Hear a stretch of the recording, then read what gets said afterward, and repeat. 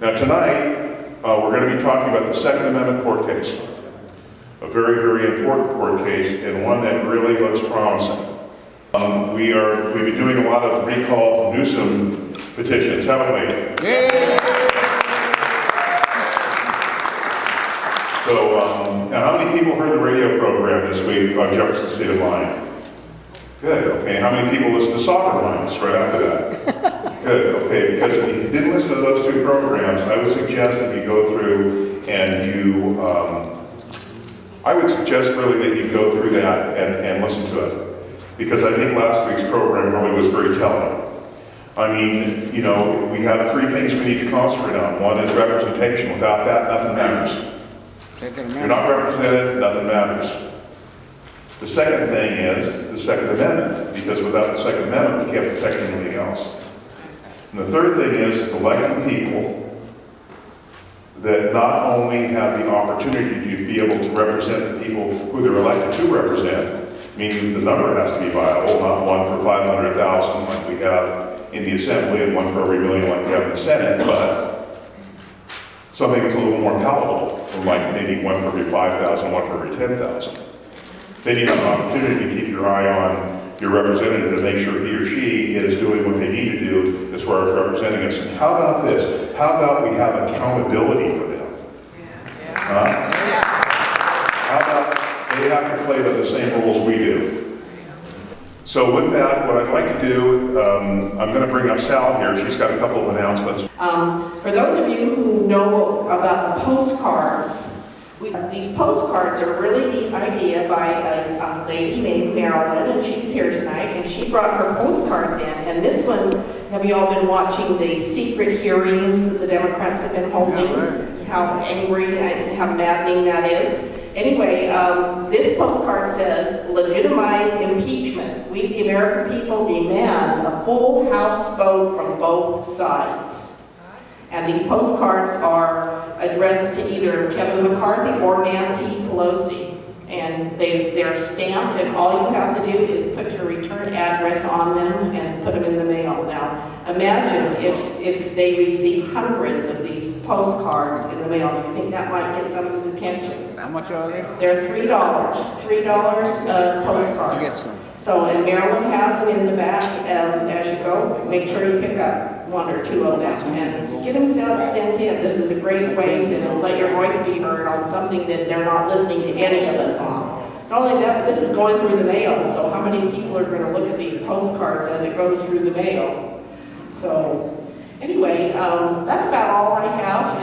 If you want to come out and fly a flag, let me know at the end, and I'll kind of put that in mind. So, Buzz? It's important that we go out and wave flags and do some things with Sal tomorrow. And if you can get out there at all, it'd be great, even if it's for an hour or something like that, because we want to make sure we bring people in.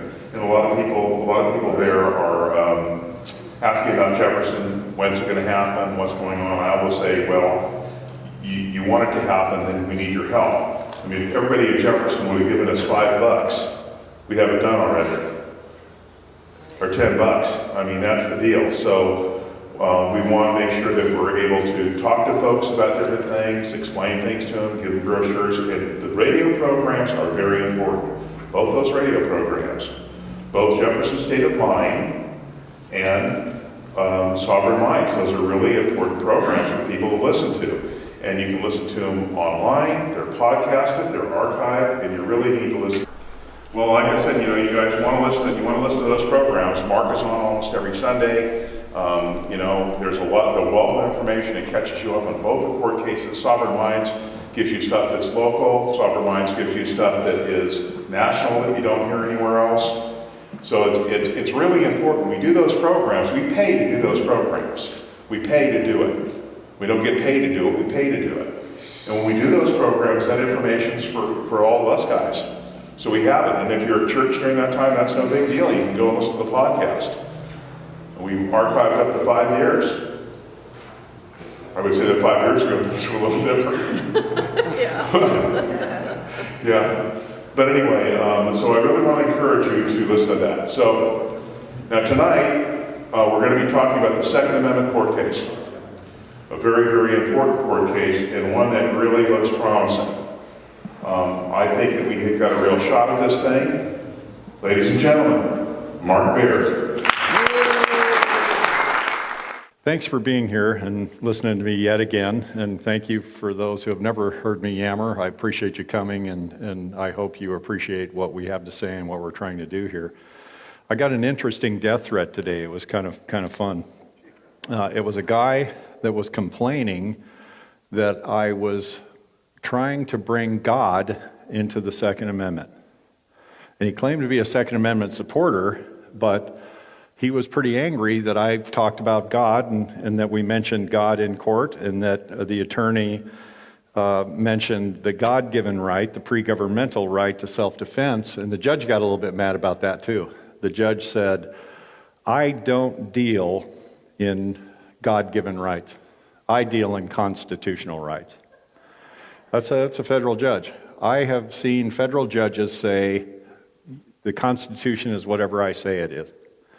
I've seen federal judges say that I interpret the Constitution, no one else.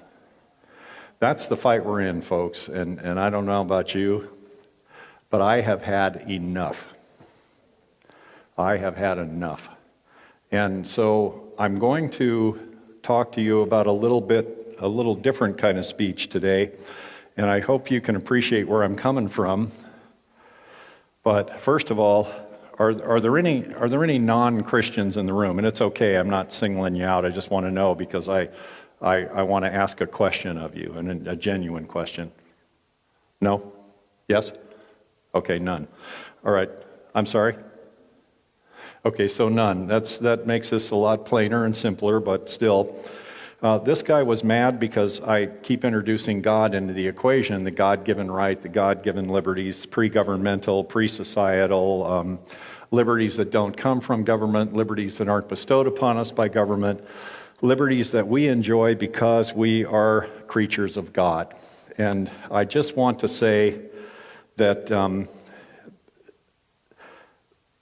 a famous man once said, John Philpott Curran said, "It is the common fate of the indolent to see their rights usurped by the active." And this is also a famous phrase that's been repeated often. It's been attributed to Jefferson and many politicians. But the condition upon which God hath given liberty to man is eternal vigilance. In other words, liberty is a gift to you from God, but it does have a price. And that price is eternal vigilance. And so I was talking today with a friend about this death threat, and it was, believe me, it was really more funny than anything else. And he said to me that Jefferson mentioned God, but he really didn't mean the God of the Bible. He just meant some nebulous thing called God out there, and when Jefferson wrote the Declaration of Independence, he was more saying that. And this fellow in the death threat, he said that the founders interpreted God to mean the founders. That when they were talking about God, they weren't talking about the real God, they were talking about the guys that formed the government, and that was kind of what they meant when they said God. And I thought, how can a guy that wants to hurt somebody be that big an idiot? I mean, he'd probably forget to load his gun or something, you know. Most criminals don't load their guns. Most criminals, their guns don't work anyway. So anyway, I had this discussion back and forth, and this in an email with my buddy, and I want to just share some of that with you. First of all, Thomas Jefferson knew exactly whom he was speaking of when he said God. He knew exactly who that was. Thomas Jefferson, it's claimed, was a deist. He may have been towards the end of his life, I don't know. But I know one thing, as a younger man, when he established the Virginia school system, the Virginia public school system, he only recommended 2 books. One of them was Watts Hymnal, and the other was the Holy Bible. So he could not have been too much of a deist. And when Thomas Jefferson wrote the words, "We hold these truths to be self-evident." They're self-evident truths. They are not discovered in any way, shape, or form except through your conscience and your heart. And these truths, in other words, they're not hypotheses, they're not guesses. These things are as true as granite is a rock. These are the truths upon which this republic was founded. That all men were created equally, and that they were endowed, they were given Inalienable rights. Inalienable, we all know what that means. It means it can't be given, can't be taken, can't be bartered away, can't be sold, can't be usurped, can't be grabbed from you, unless you fail to exercise them or fail to exercise the proper vigilance. And I'll get to that part in a minute, because that's where we are now. And so Thomas Jefferson knew exactly who he was talking about. And so once we get past that point, and we say, well, Thomas Jefferson didn't really go on and on about God, but separation of church and state is in the Constitution, and it really isn't. There's nothing in the Constitution that talks about separation of church and state, not one word. There is one line in the Constitution that says you cannot be ordered to take a religious test in order to get a job. And you see in Congress, they're doing that to everybody. Well, you're a Catholic, you shouldn't be Attorney General. Well, you're a Christian, you shouldn't be in charge of this department because only amoral whatever should be in charge of a government agency. So that's not what Jefferson meant. Jefferson's only comment on the separation of church and state was a letter he wrote to the Danbury Baptist Society, arguing that the United States should not found or fund a denomination that's governmentally created or supported, because, like the Church of England, that denomination would be used to persecute people. He didn't argue against Christianity, he didn't argue against God. He just said, and rightly so, that you cannot shackle people to a denomination. They need to be free to choose how they worship in their own heart, and that's true. And so Thomas Jefferson was by no means against God in your life or God in your Constitution, not in any way, shape, or form. And believe me, Thomas Jefferson meant the God of Abraham, Isaac, and Jacob, the God of the Bible. That is who he was referring to, not some specious or spurious or nebulous concept. And so then we come to the point that my email buddy was getting to, and he was saying that atheists have a place in the United States, and they do. And he made the statement that pantheists have a place in the United States, and they do too. And then he said, what about Muslims? They have a place in the United States, and they don't worship the same God. Well, they would argue with that. I agree with that guy on that point. But here's the problem for atheists. In an ungoverned universe, with only chemical processes and no standard of morality whatsoever, where chance and chemical processes govern everything, there is no moral code. You have no more right to say this is good or bad than pond scum.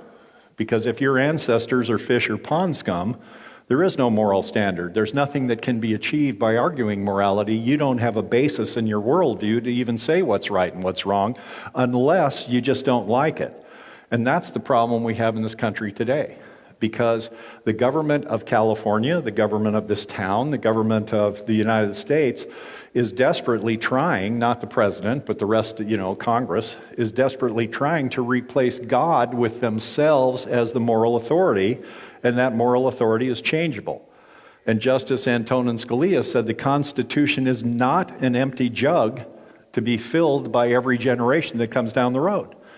The Constitutional has concepts. William Howard Taft, Supreme Court Chief Justice of the Supreme Court, said that the Constitution is not a living document, and I can prove it because it's written in words, and each one of those words can be looked up in the dictionary. They have definitions. The definitions are very specific.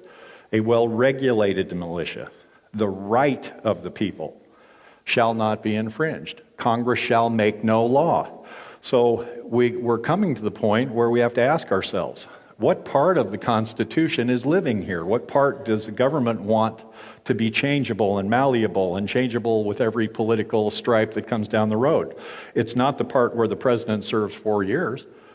It's not the part where congressmen serve for 2 years. It's not the part where we have so many electors per state, although that's coming. It's none of that. So what part remains that could be changeable with a succeeding generation of young people who want to remake, fundamentally change America? Oh, I know. It's the part where you get something. It's the Bill of Rights. That's the only part of the Constitution that they even claim lives and breathes and is outmoded and outdated. Because, they didn't know about semi-automatic weapons in the Revolutionary War. Well, the heck they didn't. First of all, they did. There were several semi-automatic weapons. They couldn't afford many, but they did exist. And they also didn't dream of the internet, so should we bail on free speech? And they certainly didn't have drones, so is the Fourth Amendment now obsolete? Yeah, that's where we're going with this. And I was a peace officer, and I've seen this coming. And so it's up to us to try to stop that. But back to the point, if we say to this judge, and we have, that we were endowed by our Creator with certain inalienable rights, and among those are life, liberty, and the pursuit of happiness. Now, what's the first of those rights? The right to life. That is the most sacred of all rights, the right to life. So why is it okay for the government to take your gun but sponsor with taxpayers' money the murder of 60 million babies? There's something that just seems incongruous about that to me. Now, does a woman have a right to choose? Of course she does. No one doubts that. Why? Because you couldn't stop her. But as a citizen of this country, I don't want to pay for that. I'm not going to make moral decisions for every woman in this audience. I don't know your situation. I don't know what governs you or guides you. I don't know whether God is in your life or not in your life. But what I am saying is, as a taxpayer, that's murder, and I don't want to pay for it. If you want to pay for it, okay. But I don't. And so what the living document people want is they want you to have to be okay with all that stuff. They want you to fully accept and be okay with the fact that you go through your lives completely unarmed, completely unable to protect yourselves and your children. They want that. And let me tell you, in this state, they mean to get it. So when we say we have inalienable rights, atheists have no moral compass. They can't say that rights come from God. They would say rights come from government. Just like this fellow says, he was an atheist. There is no God. Therefore, the founders wrote a sentence that could be interpreted as government has authority over your rights. Well, they are not rights if they're given you by government, are they? Because anything given you by a man or woman is simply a permission that can be changed at any time, and the wording can be changed at any time. Now, when we go to say Muslims, Muslims are theist. However, they don't get things from God in the Muslim faith. And I spent 30 years in the Middle East, and I've read the Quran many times, because one time I was bored and they gave me one in English, and I was there for about 3 weeks, so I read it several times just to see what was in it. They don't get things from God. God gets things from them. Here's how you make it to heaven in the Muslim faith. You do whatever you think God wants you to do between now and when you die, and if you have sufficiently impressed Him when you get in front of Him, then you might make it to heaven, but you might not. That is not the God that created this universe. There is no purpose in that. If our only goal is to please someone that we can't see, there's no purpose to that person being God. Why would you bother to create the universe? Just get all the people you want to impress and put them in front of you right away. Now, the pantheists, Hindus and Buddhists and things like that, and first of all, Buddha never claimed to be God. I've read that book up 50 times. He was just a guy that claimed to figure it out. He never said he was God, never thought he was God. He just achieved some kind of knowledge, and then he disappeared, and pretty much everybody else was left to think what they wanted about it. And as far as pantheists go, well, go out in the backyard and ask a rock what to do, because that's the moral authority you're subjecting yourself to. If a tree bends this way, I'm supposed to go that way. If it bends that way, I'm supposed to go that way. What if the wind's not blowing? You're in trouble. So pantheists don't have a moral view upon which rights can be given. Mohammedans don't have a worldview upon which rights can be given. There is only one faith, and that is the Judeo-Christian ethic that provides a worldview where there is a moral compass. And you cannot have a moral standard unless there is a moral standard giver. Because if you are not given these moral standards by someone who is far superior to you, far more powerful than you, far more knowing than you are, far more deserving of honor and respect and fear than you are, then what good is the moral code? It's useless. And so the founders knew that the God of the Bible created this universe, period. This nation was born, conceived, and built upon Judeo-Christian values by Judeo-Christian men and women.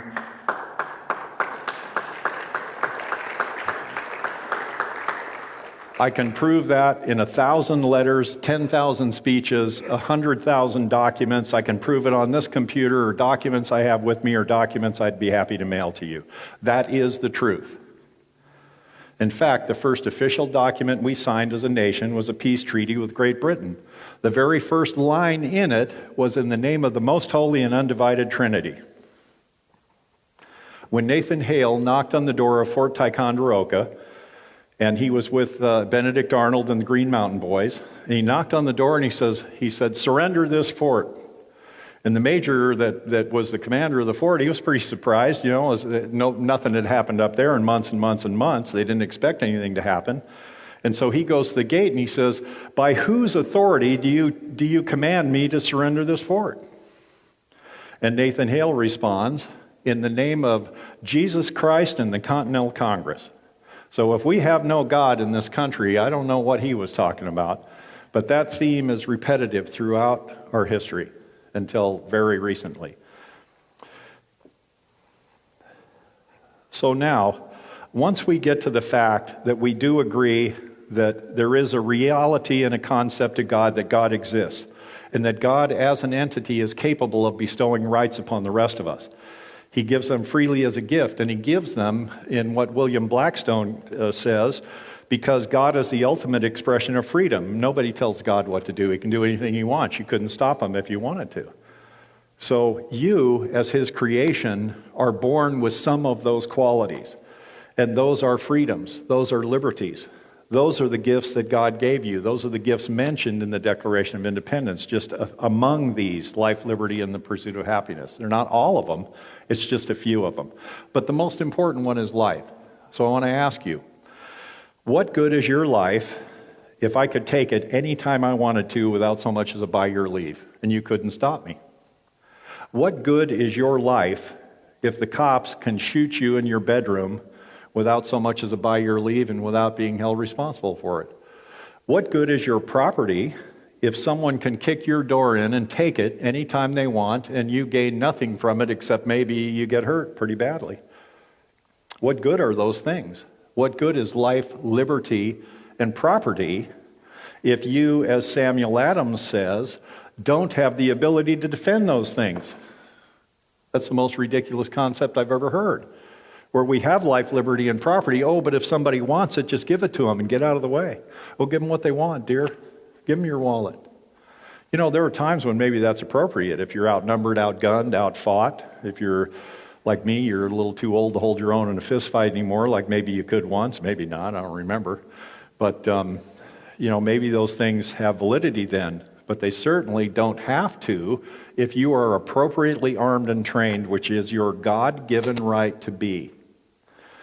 And so in California, we have a situation where under Penal Code 25850, the government has declared that it is unlawful, it is a felony to carry a loaded weapon exposed in the state of California, anywhere.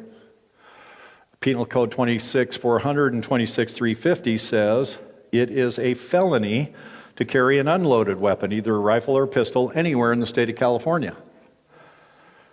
The Ninth Circuit Court of Appeals recently said in Peruta v. San Diego that concealed carry is not your right. It is not. Now, the sheriff told me on the radio the other day, well, it's tactically superior. What does that mean? It's not tactically superior if I'm not doing it. It's not tactically superior if I don't have a right to do it. It's only tactically superior to those people in those jurisdictions who by spending all the money and jumping through all the hoops, and they live in a place where some sheriff will give them out, not in a place where the sheriff doesn't give them out, and you happen to get one. Maybe it's tactically superior because you have a gun, because you'd be arrested for exercising Second Amendment rights, Second Amendment guarantees. So it's tactically superior for one reason and one reason only. In California, it's the only way not to go to jail for having a gun. That makes it pretty tactically superior, I guess. But otherwise, not so much. So the Ninth Circuit Court of Appeals in an en banc decision in Peruta v. San Diego held that concealed carry is not your right. It is a permission. States can grant it. States can take it away. States can do whatever they want. California just passed a law this year. Newsom just signed it, nuisance. And he said that counties can charge whatever they want for that concealed carry permit. So before, maybe it was $100, it might be $1,000, it might be $2,000. Are there people here that need to buy tires instead of that? Yeah, I'm one of them. Are there people here that think that's excessive? Yeah, I'm one of them. Are there people here who would not get that permit because it's too much money? Yeah, I'm one of them. And Murdoch v. Pennsylvania says states may not turn enumerated rights into permissions, nor may a fee be charged for the exercise of an enumerated right. Well, this is already starting not to make sense to me. So concealed carry is not your right. And when we went into court, I'll tell you a little story.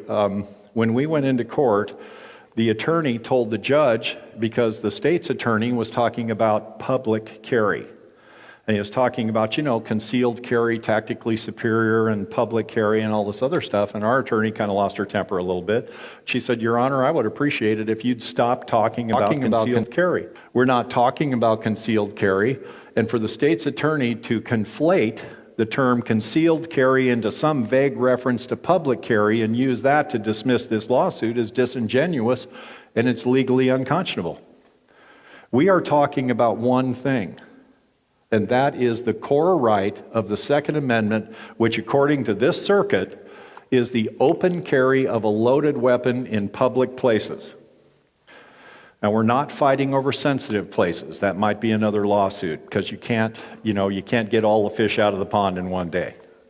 So we're talking about, generally speaking, the open carry of a loaded weapon in public in every jurisdiction in the state of California.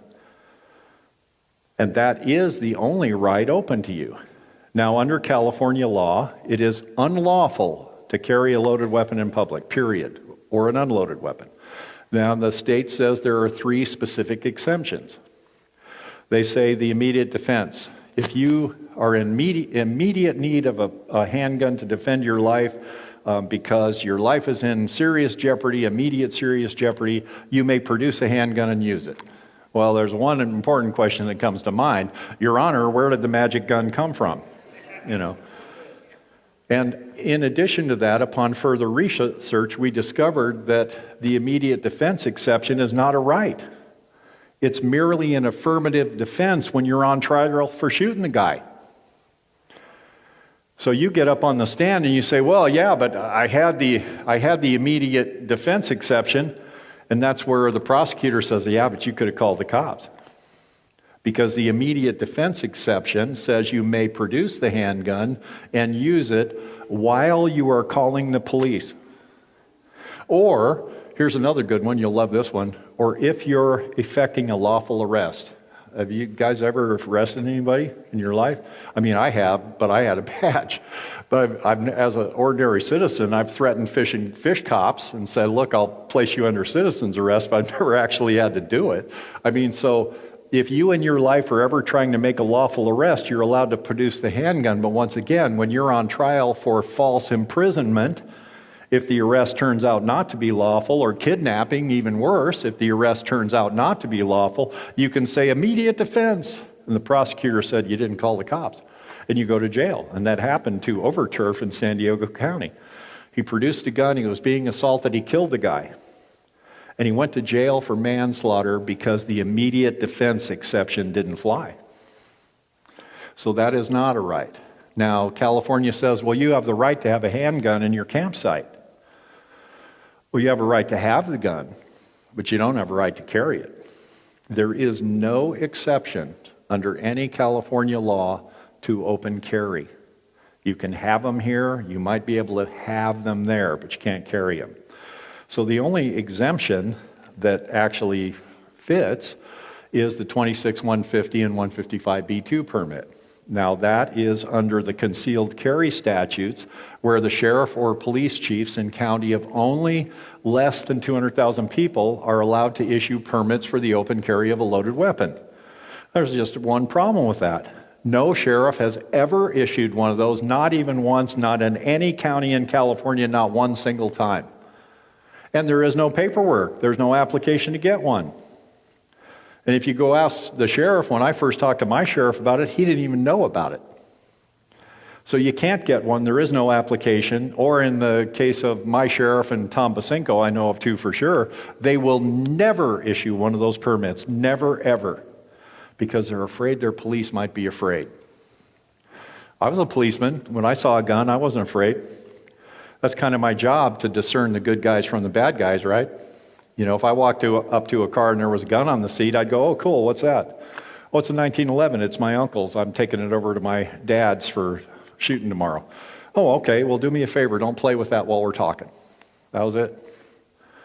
I mean, I never had problems with that. I grew up open carrying weapons. When I was younger, we used to open carry weapons. My dad did it all the time. Nobody cared. The streets were not running red with blood. People were not shooting each other over handicapped parking places. In fact, nobody even thought about it.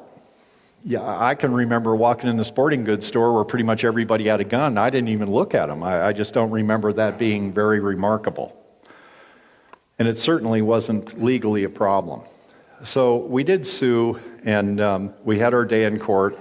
Unfortunately for us, we drew the same judge as CFR, and she changed the court date 3 times. The last time, everybody traveled down to Sacramento, and on 15 minutes' notice, she canceled the court hearing because she didn't want the courtroom to be full, we think. So the next day, we had the hearing, and it went pretty darn well. It really did. Our attorney is a sharp. She's a pistol. She got right up in that judge's face when it was called for, and the state did not have an argument, really, to counter us. In other words, the state admits everything they're doing. They admit it in their own filings. And I'll just read you a little piece of it if I can find it real quick. California has delegated, first of all, consider your Second Amendment rights. They are your rights attached to your being, attached to your soul. When you leave the house, they leave the house with you. If you go to the store, they go to the store with you. They cannot be detached from you because they were gifts from your Lord and your Savior to you as an individual. You have the inalienable right to keep and bear arms, and that right shall not be infringed. So here's what the state says. California has delegated to county sheriffs and city police chiefs the authority to decide who may carry, and the other part of that is who may not. In fact, one of our plaintiffs just had his CCW revoked for not stopping at a stop sign good enough or something. The authority to decide who may carry firearms in the streets, plazas, parking lots, shopping centers of its cities and towns. So California has taken from God that which God gave you, and they have now said that the sheriff and the police chief are God, and if they say you can carry, then you can, if you pay, and if you go to the training, and if you go to the classes, and if he likes you, and if you pass the background check, and the screening, and if the deputies go talk to your neighbors, and if all those things are true, in 6 or 7 months, he will give you permission to carry for 2 years until you got to go through it all again. Oh, and 80% of your hits have to be in the 9 ring from 17 yards, is it? 17? 15 yards. 80% of your hits have to be in the 9 ring from 15 yards. Oh, by the way, and this is coming from a former policeman, most gunfights happen at 6 feet, 2 yards. So police chiefs have that authority. Now, the relief that the plaintiffs seek, that's me, and here's the relief I seek. We, the people of the state of California, have the right to keep and bear arms, and that right shall not be infringed. That's the relief I seek, nothing less. The relief the plaintiffs seek in their motion for preliminary injunction to make open carry of firearms in public available, now catch this part, to all law-abiding individuals, you know, who else would it go to?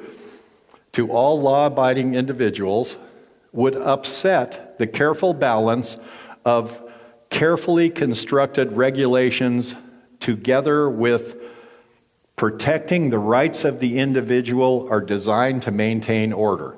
Okay, so here's my first question. This is logical. How is taking a right away from you protecting a right? That seems a little bit obtuse to me. And the second half of that question is, who are you maintaining order over? I've arrested Del Norte, Serranos, Mexican Mafia, Hmong drug growers. Pretty much all their firearms were illegal. Not a single one of them had a CCW. In fact, they don't even care. If they need a gun or want one, the Crips and the Bloods just go get one. They don't ask for a permit. They don't care about the permit. Commander, you have a good night. And we'll see you next time.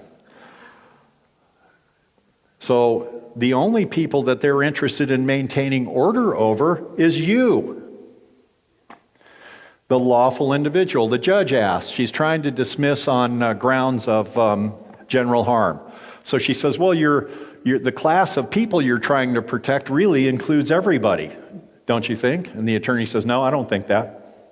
The judge says, well, yeah, but really, you're including lawful individuals in this lawsuit. You want to restore the right to lawful individuals, but isn't it true that lawful individuals can, jaywalk? And the attorney said, no, I don't think that. I think lawful individuals are quite generally lawful. In fact, in one of our declarations, it very clearly states that civilian gun carriers are typically more law-abiding than policemen are, because you are more responsible and more worried about the responsibility you have with a firearm. When a police officer, you kind of get, dull to the fact. But usually individuals don't. You're very careful of firearms as a class and as a group.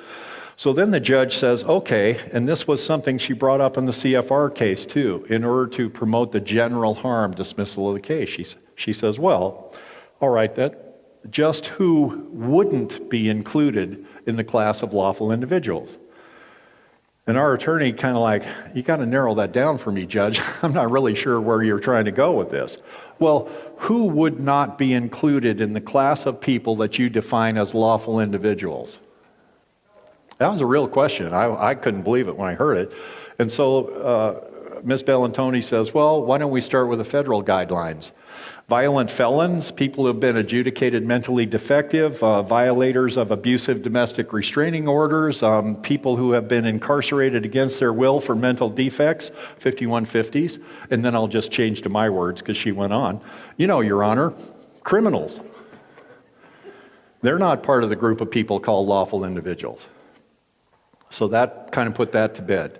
There was a lot that went on there. The judge was spoon-feeding the state's attorney. We kind of expected that. And look, this judge has dyed in the wool blue. She is. That's just the fact that we have to deal with. But here was the end of the case for the other day, and I fully expected to have a court order to come and be able to talk to you about today, but she didn't issue. It's been 2 weeks, and I'll tell you why I think she hasn't issued an order yet. We are seeking relief. We want nothing less than having Penal Code 25,850, 26,400, 26,350, and the 2150B2 that regards to open carry. We want them stricken. They're unconstitutional. We want constitutional carry in the state of California for every one of you in every single county, including San Francisco.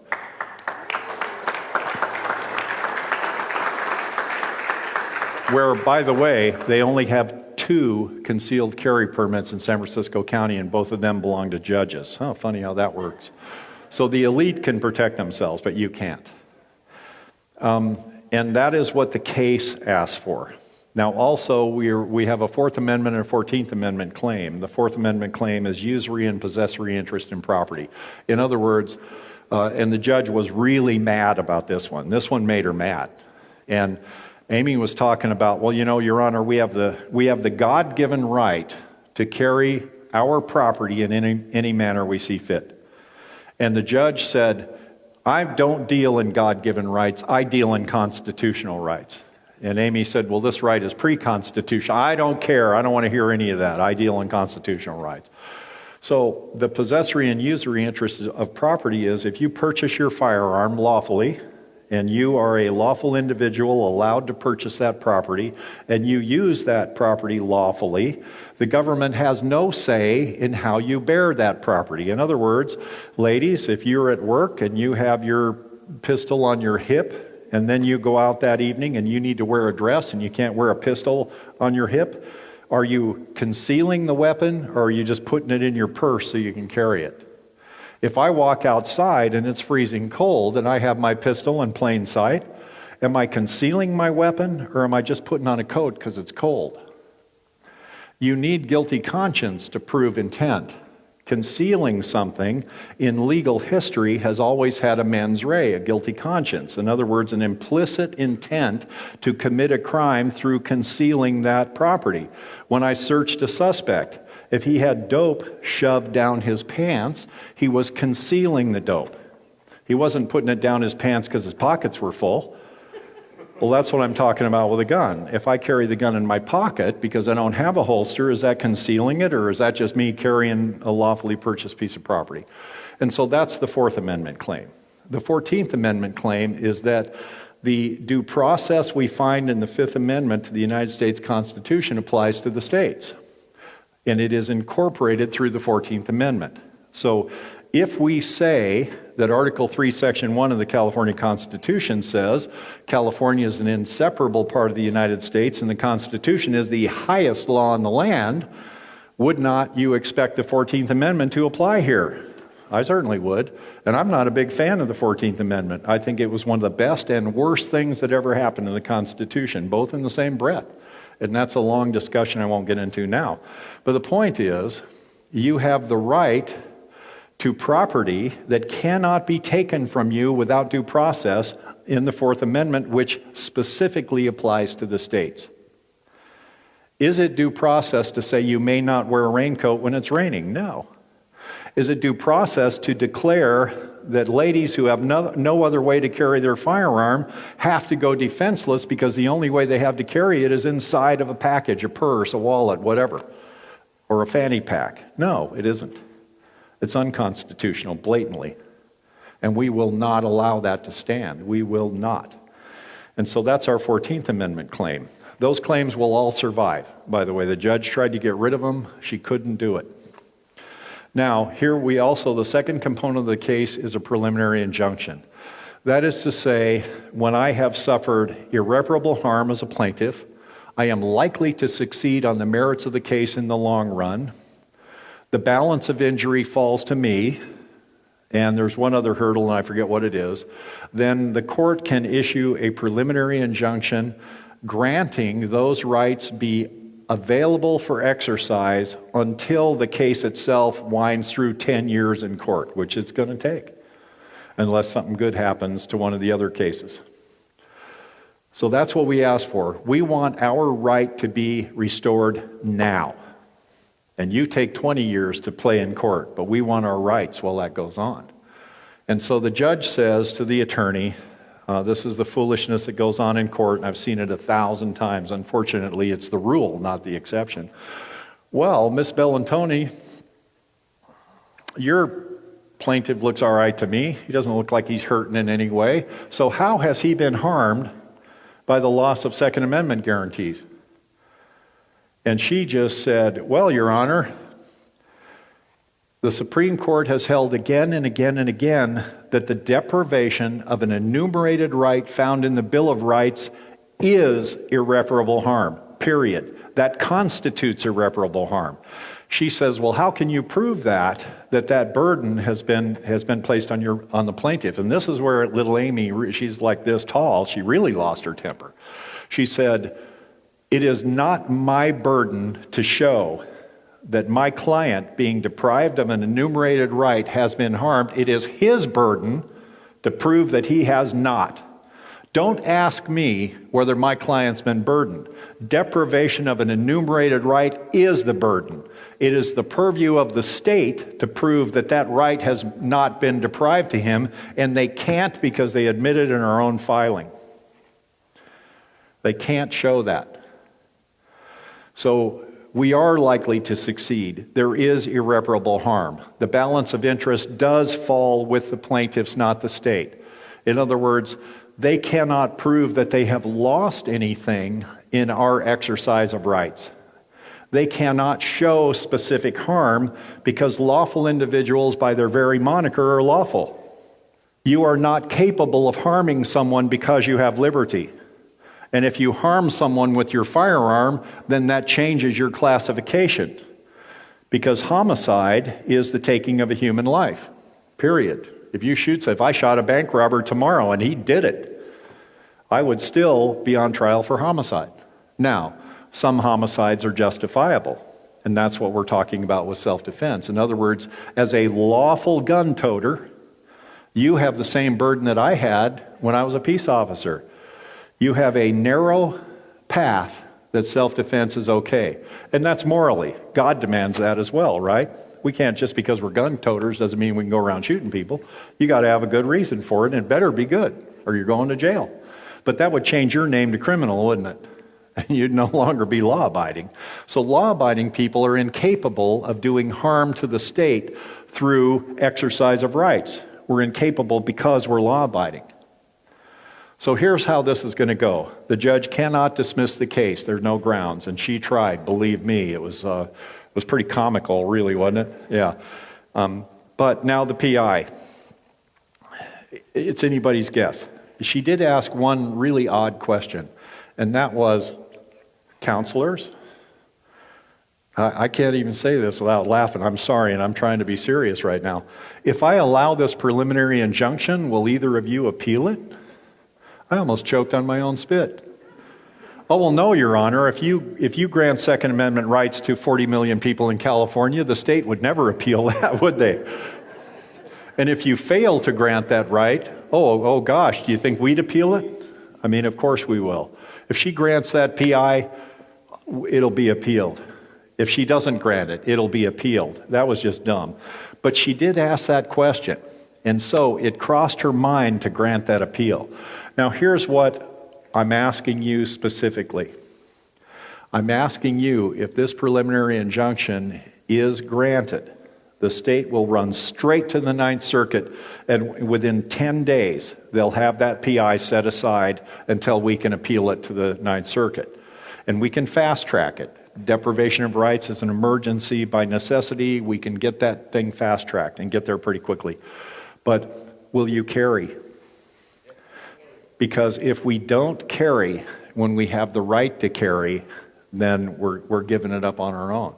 And so I'm not asking you to carry to make a statement. I'm not saying, first of all, we're only going for pistols in this go-around, so you can't sling up your AR, even if, yeah, Doc. Shame on you, Doc. But yeah, that's what I'd rather have too, because I like it better, and as my eyes get older, I'm better with it. But anyway, so what I'm asking you to do is exercise the right. Don't make a statement. Be inconspicuous. Be normal. But let's teach people that there's nothing to be afraid of. There's nothing to be afraid of because we choose to exercise a right to defend ourselves and our family. And if I fail to exercise that right, what does that say about me? So I do it even though it's inconvenient. What I'm asking you to do is exercise the right, because if we could demonstrate that Californians have this right and that the state of Jefferson gave it to them, can you imagine what we could possibly accomplish? Yes, Californians, you're welcome for your liberty. And if you would like some more, get off your lazy backsides and help us. Because we can give you the rest, but we can't do it alone. And we can't do it without money, and we can't do it without 10,000 people that are willing to show up at the drop of a hat. Let me tell you, if we had 100,000 people down there at that Second Amendment court case, we would have won that PI on the spot. And bless your hearts, you show up more than anybody. But I got some bad news. It isn't enough. We got to have 10 times 10,000 of you, and then we'll win something. This recall of Newsom is big. This Second Amendment case is big because it's demonstrative of what the people can do if they choose to exercise the liberty given you by your God. And if we don't exercise that liberty, who's at fault, them or us? Us. And there's no laying that off on anybody except look in the mirror. So I'm hopeful we should have a court order any minute. It's been 2 weeks. For a minute order, it's a little long. But here's what she's struggling with. First of all, a dyed-in-the-wool blue judge. How can she go back to the wine bar in Sacramento and explain to her pals how she gave Second Amendment liberty back to everybody in California? you know. But then on the other hand, how can she not? Because the state admits everything we're alleging. In fact, they're freely admit, yeah, that's all true. We just don't think it's wrong. And what we're saying is, yeah, that's all true, but we think it's wrong. So she's got to figure out which way to go on that. But I think we got a good shot at this. We're okay on money right now, not for much longer. I think we got $6 or $7 grand left in the account, something like that. Yeah. So we're all right for now, but we will need to raise more money when we get to the Ninth Circuit, that's for sure. So let's shoot over to the CFR case real quick. CFR alleges that the state of California willfully and knowingly limited the size of the legislature in order to prevent groups of people from gaining access to political power. That's the truth. They admit it. We've had guys in the archives at Monterey. We've proven it 50 ways from nowhere. Article 19 in the California Constitution in 1879 was it's a felony to hire a Chinese person. There were 6 black delegates at the Constitutional Convention in 1879, and when they left, they'd lost their own vote. So California very clearly limited the size of the legislature so that they would not have to share power with groups that they didn't like. Now, here's the problem with that kind of discrimination. In 1879, it was clearly the Chinese. The theme of the convention was the Chinese must go. They did not want Chinese populations to ever grow to the point that they could get their own legislator. And that's why they did it. And it's very plain. They kind of admit it. So now here's the problem. 150 years go by, and now they're discriminating against you. Because the people in Sacramento don't care what you want. They don't care what you think. They don't have to care what you think, and you can't make them care. Why? Because with 1 million people in a state senatorial district, they don't care what you think or what you want. They only care how big your checkbook is.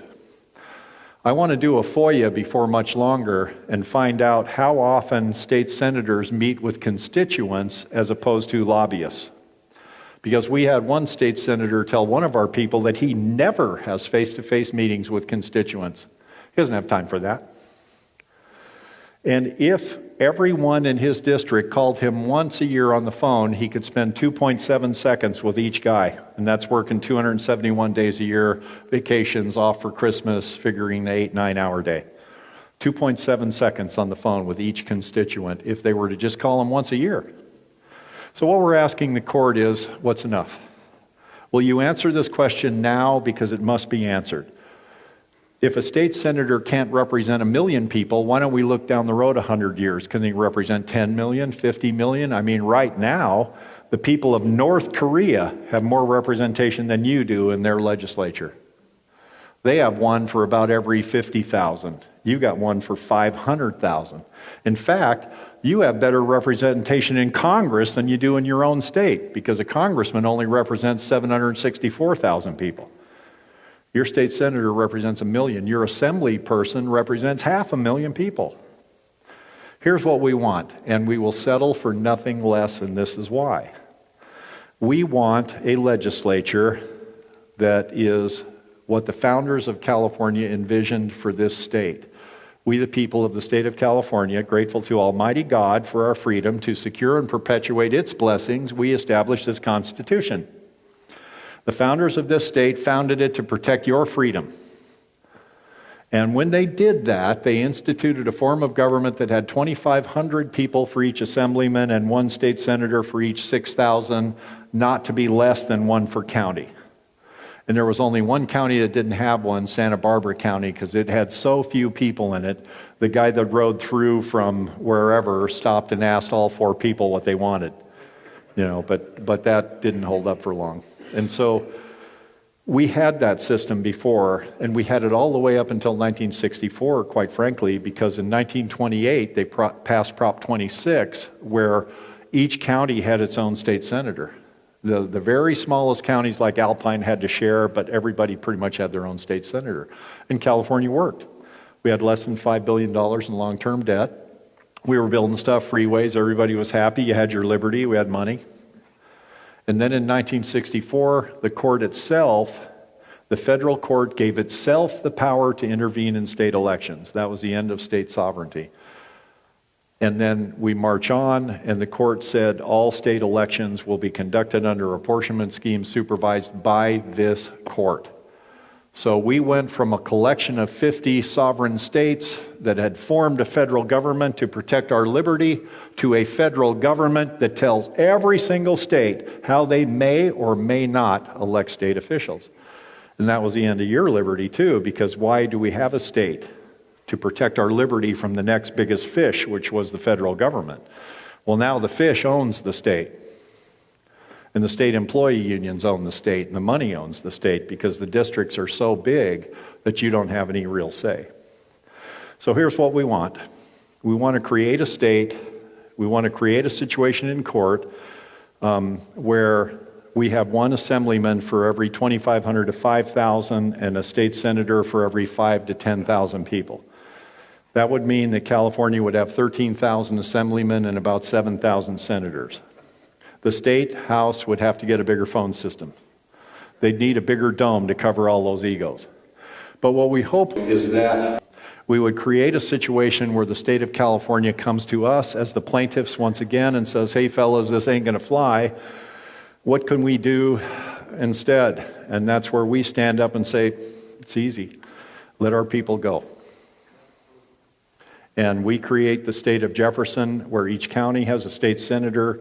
No county has less than one representative in the assembly, and I would like to see that number of between 2,500 to 5,000 for assembly, and each county having equal representation in the state senate, the same as the federal government has under the Connecticut Compromise, the federal model of government.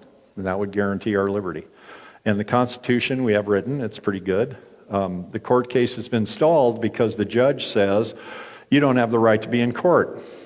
You know, you people who are trying to maintain, and by the way, Citizens United v. House of Representatives says, you have a material interest to maintain the value of your vote. You, the individual, have a material interest in maintaining the value of your vote. Judge Mueller says, this is a general harm, and since all the people in California are equally screwed by lack of representation, you have no right to be in court at all. Yeah, that's called the general harm principle. That's how courts take your liberty every day. Judge Mueller says that this isn't justicable. In other words, okay, you're right, and she admits it. She admits everything we're saying is true. So does the state. They just don't think it's wrong, but they're admitting it. And she says, well, even if you're right, which you are, what do you expect the court to do about it? It's such a complex problem that we couldn't do anything about it. It's a legislative problem. Okay, so we'll go back to the chicken house and ask the fox how we get more representation for the chickens. I mean, the judge is being a fool here. And to prove that it's justicable, in other words, that courts can fix this, courts made this mess to start with. In Baker versus Carr and Gray versus Sanders and Reynolds versus Sims, the court created the mess we're in right now. So if you can stick your nose in something that it doesn't belong in, why can't you stick it in again and undo what you did to start with? And anyway, even if you can't justify that answer, how about what George Washington said? One for 30,000 is democracy, one for 40,000 is tyranny.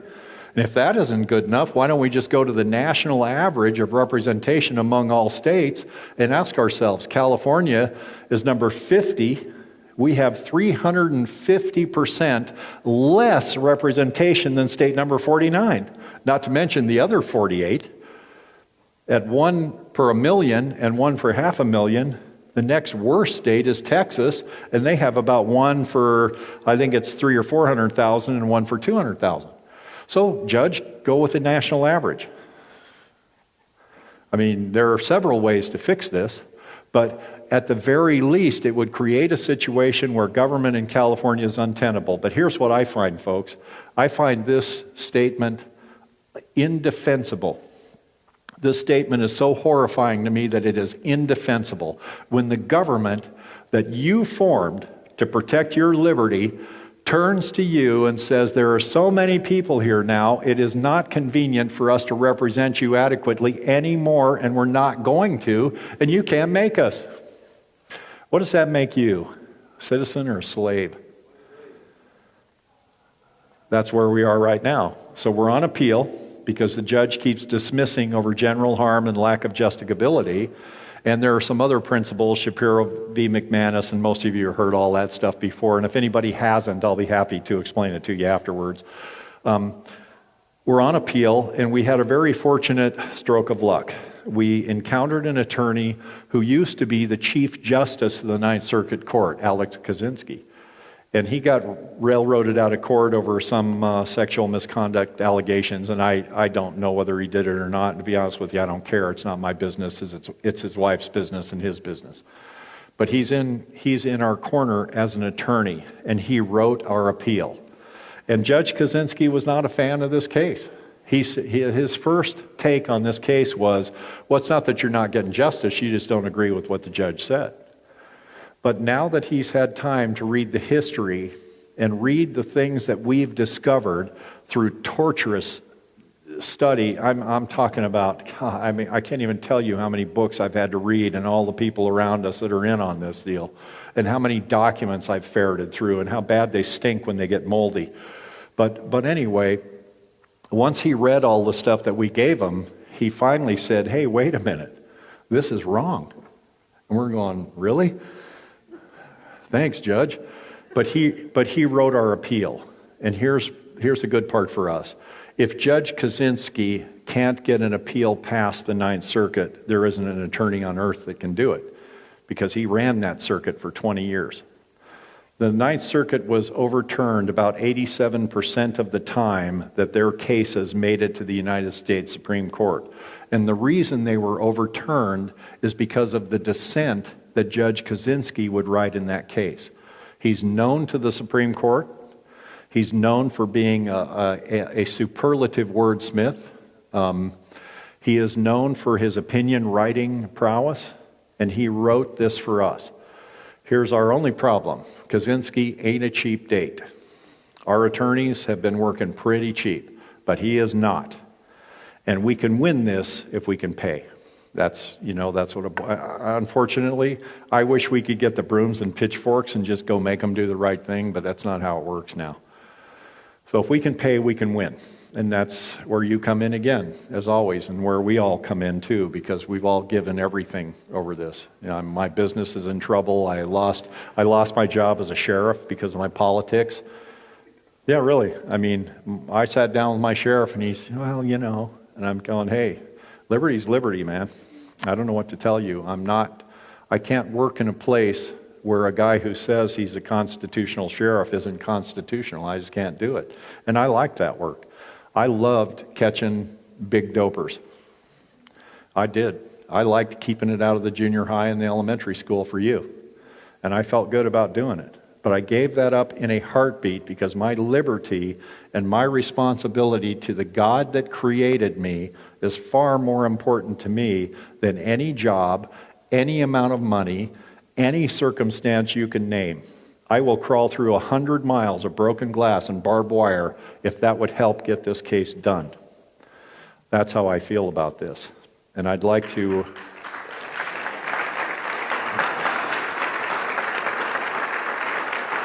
Thank you. I'd like to just close with a short story about what freedom costs. On the 6th of May, 1954, there were 6 C-119s that took off from the airbase at Cat Bai near Haiphong Harbor. They were owned by the CIA airline called CAT, Civil Air Transport. Ship number 2 was piloted by a fella who became known as Earthquake Magoon. You may have even heard that name before. And they went to the last fire base in the valley called Dien Bien Phu that was in French hands, and that was Fire Base Isabel. So the first ship goes in and they made their drop of food and ammunition, and then Wally Buford, Earthquake's first officer, and Earthquake, they made their second run. They made the second run in, and they were accompanied by 5 French paratroopers, a French officer and a Malaysian paratrooper. And I was a military contract pilot for 30 years. I've flown to 6 wars for the United States government. So this kind of speaks to me because these guys weren't in the military. So by the time Earthquake arrived over Isbel, the communist gunners had found their range. And he took a hit, a 51 cal hit in the left engine, and a 20 millimeter hit that blew the left horizontal stabilizer off the airplane. So they got the airplane out of Dodge, so to speak, what we would call in Baghdad out of Dodge. And they got about 40 minutes away from Isbel and Dien Bien Phu. And as they were going to the auxiliary airfield where they could land and hope to be rescued, they were struggling for control. I don't know how many of you know what a C-119 is, but we used to call them a flying coffin. And that's when all the engines were running. So Wally and Earthquake were having a hard time keeping the airplane up. About 100 yards short of the runway, the right wingtip struck a tree. The airplane cartwheeled into the ground and caught fire, and they were all killed.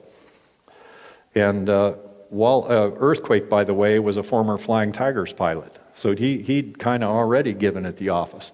And he also flew in the Korean War too, but it wasn't enough for him. He kept going. He was just kind of dumb, I guess, like me. But the very next day, Dien Bien Phu surrendered. The communists took over Isbel and the entire breadth of Indochina. The rest is history. We got involved again, and we stayed there at the loss of 58,000 men. And by the way, so we can keep this in perspective, that 58,000 men was about the same number of men that were killed in 2 days at the Battle of Antietam. Yeah, trying to defend the freedom of people in the South who could not defend themselves. So I just want to close by saying that the gift of freedom isn't free. It's paid for with the blood and of the patriots and the grief of their families. Oh. Yes, I was wondering if, is it possible for you to move to Shasta County and run for sheriff?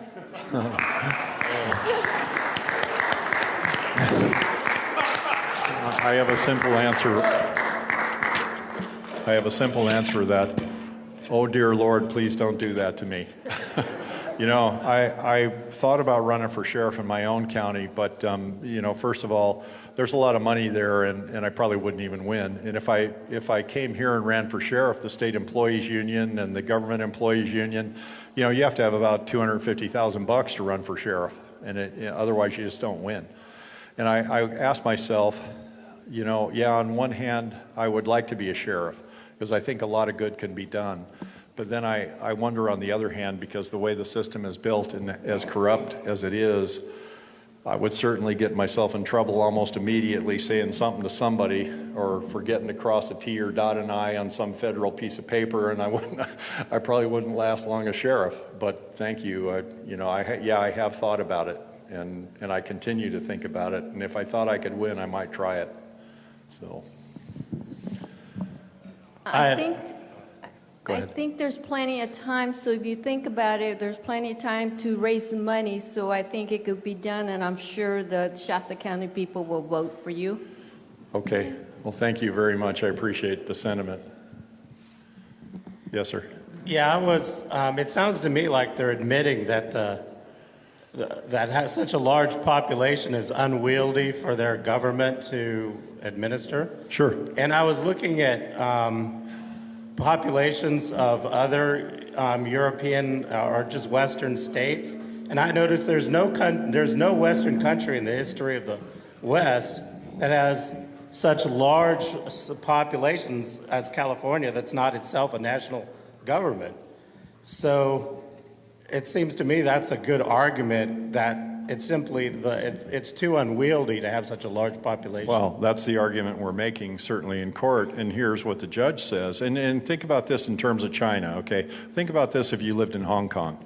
You know, let's say you live in Hong Kong and you're one of the protesters that wants liberty and you're willing to die for it. And by the way, they're grabbing people off the streets and killing them. People are disappearing there. The fact that we're not supporting that absolutely dumbfounds me. The fact that the National Basketball Association not only condones it, but they're fine with it as long as the money don't stop, absolutely embarrasses me as an American and as a patriot. But so think about it in this way. You get grabbed off the road in Hong Kong because you're protesting for freedom, and you end up in front of a court. And let's say that court could grant you justice. And you say, Xi Jinping has had himself made president for life. He did. He got the party Congress to vote for that. There's no term limits. Xi Jinping is the same as Mao Zedong, who, by the way, killed 70 million of his own people, and afterward he said, well, maybe that wasn't such a great idea, was it? But Xi is in the same boat as Mao. He has absolute power, absolutely. And the court would say, yeah, you know, it's all true, man. And we're really sorry we can't help you because all the people of China are equally disadvantaged by this lack of representation. Well, that's exactly what the court is saying to us right now, and we've got to fight this. And unfortunately, we've spent just under $600,000 so far, and it's going to cost us $1 million total. And it was funny when somebody asked me how much is this going to cost. When we first started this thing, $1 million. I pulled that number out of the air. I wasn't wrong. It might go higher, but look, we've got a good chance at this. President Trump is changing the courts. There is a shot. We have a real shot at this. I wouldn't be wasting your time if I didn't think this was possible. I'm not a big time waster myself. I'd run for sheriff and try to kick some doper butt instead. But we can change the whole thing here. Because if we can turn this state into 2 states, one of which at least has liberty, don't you think the rest of this nation would sit up and take notice? Don't you think people in other jurisdictions like lower Illinois and eastern Colorado or western Colorado, and eastern Washington and our brothers and sisters in eastern and southern Oregon, don't you think that would start a popular movement that would not stop until we, the people, finally had control of the federal government again? But we got to win or it doesn't count. And here's the other problem for us. Right now, in the overall scheme of national politics, we're just a bunch of big mouths. We've never actually won one of these things. That's the reason I brought this Second Amendment lawsuit. Yeah, the gun's important to me, but the point is, if we can win one of these things, and we can turn to the rest of California and the rest of this nation and say, you're welcome for some of your liberty back, and if you want the rest, help us. That's the important part about this. We've got to win one of these deals so that we have the creds to stand in front of people that we've never met and don't know us and we don't know and say we can do this again and again and again until we're free. Because otherwise, we're nothing more than my old dog chained to the table. And you just be content with the scraps that your master flicks off on the floor.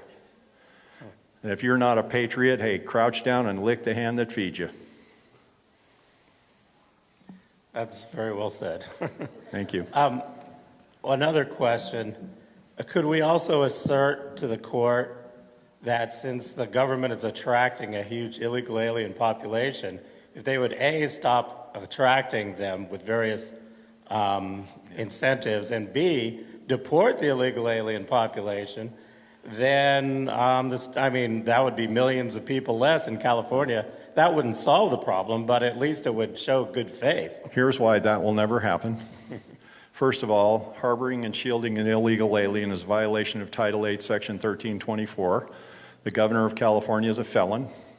The assembly people and senators that voted for the sanctuary state are federal felons. If you did that, you'd be in jail, but they're not because we don't have rule of law in this state. We have a rule by law meant for you, but not the people that own you. You are nothing more than a tax slave in this state right now, and we can fix that. I'm not a pessimist about it. I think we can fix it. But here's the reason they don't want to fix it, because the illustrious Chief Justice Earl Warren, who used to be a governor of California and never read the California Constitution, much less the United States Constitution, settled a case, and I forget the name of the case, but he said that under the 14th Amendment, all people will be counted for the purposes of congressional representation. Well, illegals don't vote, by and large. That's a fallacy. Typically, and I've been in on voter fraud cases too.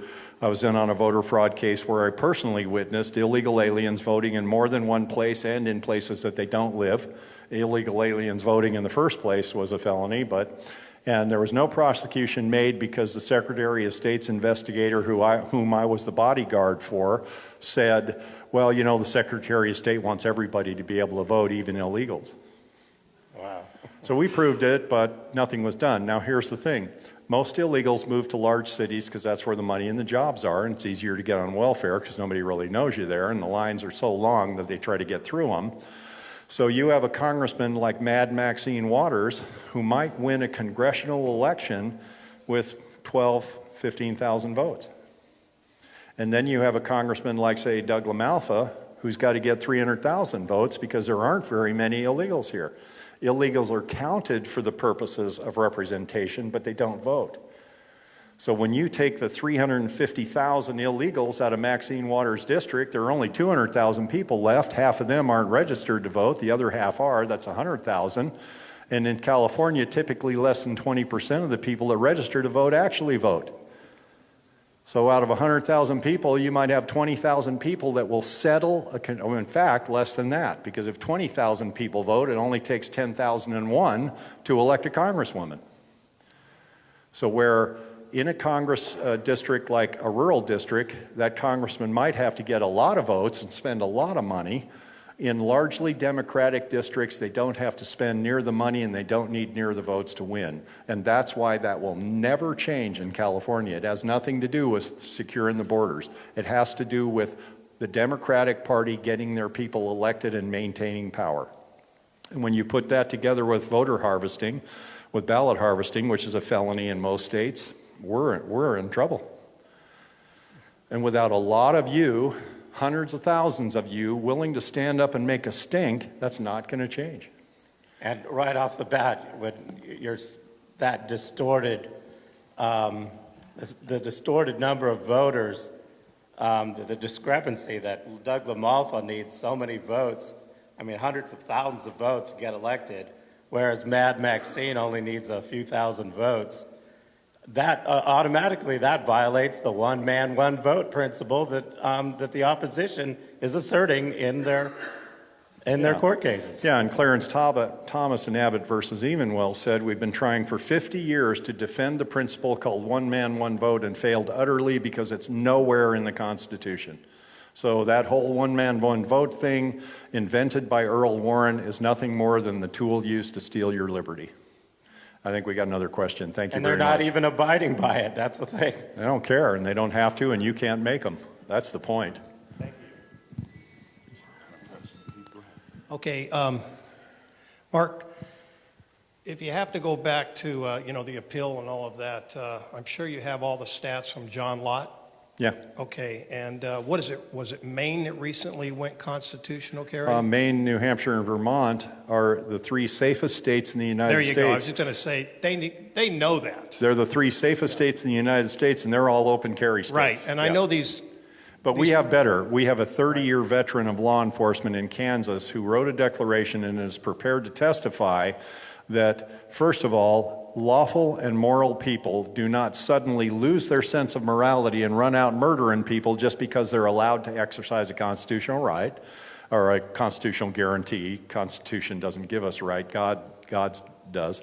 And he also is prepared to testify that when Kansas went from no method of carry, not concealed or open, in a very short period of time to constitutional permit-less carry, that there was no mayhem, there was no increase or decrease in crime for that matter. Crime kind of didn't do anything. The streets did not run red with blood, and people were not shooting each other over speed bumps in the road.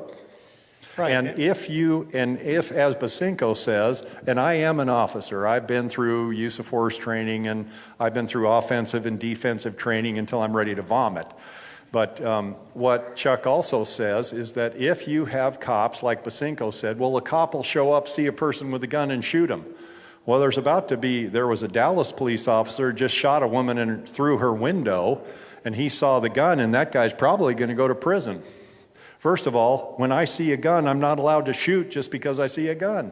It's my job to discern the good guys from the bad guys. And if the sight of a gun makes you afraid, then McDonald's is always hiring, and that ain't the kind of work you belong in.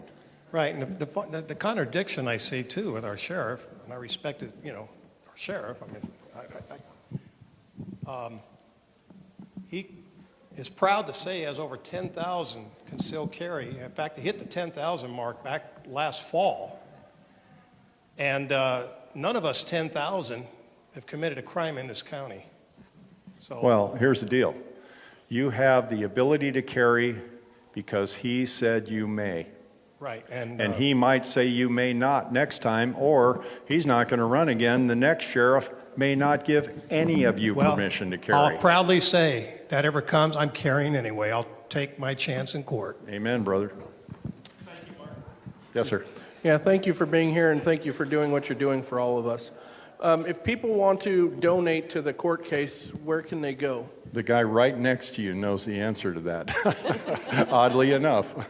Thank you. You're welcome. Thank you for coming. I appreciate Yeah, it. you can mail checks or money orders or cash Just to bark it P.O. out. I Box can hear you. Go ahead and bark it out. 751 Palo Cedro 96073, or you can give it to me tonight. I'll take it. Or any week, and every Monday I'm here. You can bring it Mondays if you want, or give it to Sally. We'll get it. I have placed. envelopes that are already addressed, if you want to just pick one up from me on your way out.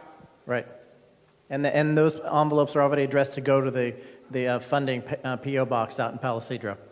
Just make a note on your check if you want it to go to CFR or 2A. And by the way, when we finish the 2A case, any monies remaining in that account will go to the CFR case just automatically. So if you contribute to the one, you're actually contributing to the other as well. Mark, can you make sure everybody understands what CFR stands for? Yeah, CFR is Citizens for Fair Representation. We had to have a business entity to sue the state because if we sued as individuals and they somehow won, they could take our houses away from us. So we formed a C3 just to protect the people, the plaintiff's liability. Yes, sir. Wait, if you want to come use the microphone. You have to go to the microphone I so can hear, everybody and can I'll just hear you, repeat okay? the question. I'll speak louder. But that, It segues off this gentleman's statement earlier, just a few minutes ago. Did I hear you encouraging us to go ahead in the interim time between now and go ahead and carry openly? No. Between now and the PI? No, don't do that. No, because, no, what I said was if we get the PI, and here's the thing with the preliminary injunction. If we are awarded a preliminary injunction in the Ninth Circuit Court, we will not be awarded it in California for the Eastern District. The judge is too much of a Democratic operative.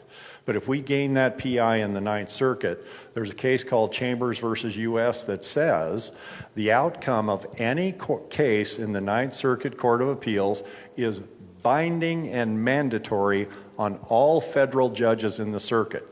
So if we get the PI, that means it is lawful to openly carry an exposed weapon in any jurisdiction in California. Now be careful. Unless the Supreme Court reverses the preliminary injunction or a higher court does. Now unfortunately, preliminary injunctions can be appealed en banc, but that might take a year. Can you imagine if everybody in California had this liberty for a year after the PI, and then someone says, oh, no, you don't. I mean, we might get some action out of that. Exactly. And at that point in time, I won't stop carrying. So no, wait until we get the PI because you could be arrested. Now, if you're prepared to be arrested, okay, but don't be. It just won't make any sense. can you use a microphone? That's really hard for everybody to hear. Go to a microphone, please. That's why we set up the format the way we do it. Thank you. Sorry. I was just being easy. I know, you were doing your part, but he's got to do what we're doing here. I just wanted to say, as long as we have Trump in there, and I think we're going to keep him in there, I think we're awfully close to flipping the 9th District, aren't we? Yeah, we're about 11 to 13 by my last count. And if we get rid of some of the senior judges, then we would be in real good shape. The senior judges are retired judges that in our opinion are no longer Article 3 judges because they don't serve at the will of the people. They only serve a year at a time if the chief magistrate likes the way they rule. So retired judges don't serve you anymore, they serve the chief magistrate. So if we get rid of some of those and Trump keeps giving us good picks for judges, but once again, don't expect one guy to carry the water. It won't work. We've got to all do our part. And it's just the way it is. We've got to stand up because they're out to get that guy like you wouldn't believe. And anybody that stands for liberty is in the crosshairs. I'm going to go home and answer my email tonight, But anyway, so stand up, help us. Okay, Mark, one of the questions we get out there a lot when we're out talking to people is, well, what's going to stop all of the people from moving up here when we get the state of Jefferson and turning it blue too? Well, I got two answers for that. Number one, I would have to say, for whoever asked that question, what's your preference? Are you happier with it the way it is, paying $2 a gallon more than everybody else in the country pays for gas, that your second grader is learning about the joys of the gay lifestyle, that your 14-year-old can murder her unborn child without your knowledge or permission, that the southern border is open to anyone that wants to come in with any ill intent they might have, that we have the highest tax state in the nation, the worst roads, and I could go on and on and on, and $2 trillion in unfunded liabilities. If you'd rather have that than growth, well, you're free to do nothing. The other part of that answer is easy. Yeah, the worst thing we're going to have to manage is growth. Why? How do you ask yourself? You know, you live in a free state. Other people are going to want that liberty. Look at Idaho. 1 million Californians bailed to Texas and Idaho last year. And believe me, I have friends in the tanker business in Idaho. They're not pleased. But I said, you don't want more conservative? Well, yeah, we do, but do they, in other words, yeah, we want more conservatives, but do the bodies have to come with the politics, So, yeah, we'll have to manage growth, and that's just going to be the way it is. But if we do this right, if we build the right kind of constitution, if we are grateful and glorify God in this effort, we can form a state that will have liberty for 50 generations. And that, to me, is a lot more important than how many people come here. Thank you. Okay. Ladies first. Ladies first. I'm turning in my $21. If 10 people would do this, we'd have over 200. So think about joining me, save your change. Let's get this done. All right, thank you. Thank you, Roberta. Thank you, honey. Yes, sir. Hello, Mark. Good evening. Thanks for your work. I was wondering, in the CFR case, several counties joined us at this supervisory level. What relief can they pursue as bodies, as elected representatives, supervisors of their respective counties, apart from the CFR case? Well, quite frankly, there's a lot they could do, and there's nothing that they are doing, and it's likely there's nothing that they will do. These guys are grant money chasers. First of all, in the state of Jefferson, we got to eliminate this grant money because it's poison. It always has strings attached. We can give you money if you behave in a certain way. It's the same for these churches. It always breaks my heart to see a church that's a C3 because they've traded the gospel for the money. And, all the government has to do is yank a string. Well, you can't say that in church because that's hate speech. And believe me, I'm telling you right now, mark my words, that is coming. The free speech is because if you don't have a Second Amendment to defend your liberty, you think free speech is going to last long? Joseph Stalin said, ideas are more dangerous than guns. We don't let our people have guns. Why would we let them have ideas? So the next thing that's going to be under assault in the state of California and the Mono Party in Sacramento is free speech. Anything that doesn't agree with their political hypothesis will be classified as hate speech, and it will have a jail sentence. So no, they're not going to do anything, and they don't have the backbone or the political will to try. It is, I hate to say this, but it is up to us. We are the only ones that are willing to stand for our own liberty. They're not. And they won't. And so far, we have had exactly 0 of them even offer to try to help us. 0. Thank you. Yeah, Well, it's not a rosy picture, but here's the rosy side of the picture.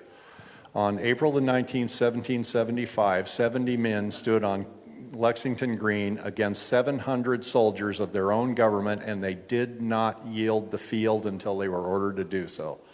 If they can do that, in the face of that kind of pressure and that kind of bloodshed, we can do anything.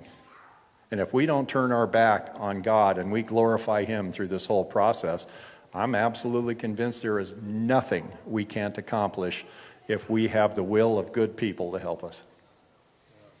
This can be done, and we don't need their help even if they were willing to give it, which they're not. I'm sorry, that's not a great answer, but that's the answer. In fact, in Shasta County, the Board of Supervisors voted to deny us ever telling the story to the voters, to the Board of Supervisors, unless we got approval by a majority vote just to tell the story. I mean, they don't even want to hear what you have to say. Any other questions? God bless every single one of you. Thank you for coming and listening to my yammering yet again. Thank you, Mark.